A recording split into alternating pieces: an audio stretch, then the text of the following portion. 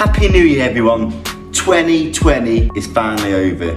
Boom! Welcome to 2021, everyone. Really looking forward to a prosperous New Year. It's now New Year's Day and I can actually celebrate because I am actually not having any part of 2020 anymore. That includes yesterday. So New Year's Eve celebrations are now. 2020 is officially over. So what we're actually going to celebrate 2021 with, recipe from the Victoria Moore How to Drink at Christmas, and it is the classic champagne cocktail. This is the recipe here.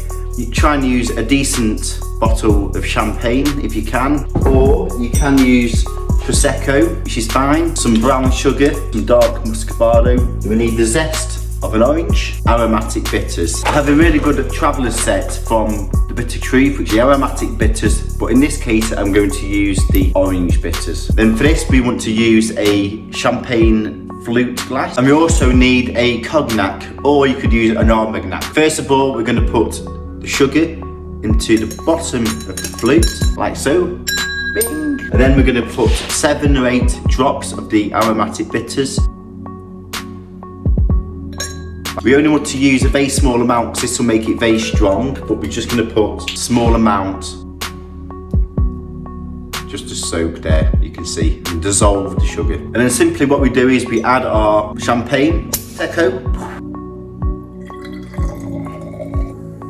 We're going to add our little zest of orange. Really hoping for a prosperous 2021. Really looking forward to a day where we don't have to wear face masks anymore, and can we get on with things and have a little bit of normality into our lives. But you know, we're in this together, and this is to 2021. Don't forget to subscribe and also check out all my other cocktails and classic cocktails. There's lots in my library now. Here's 2021. Bring it on.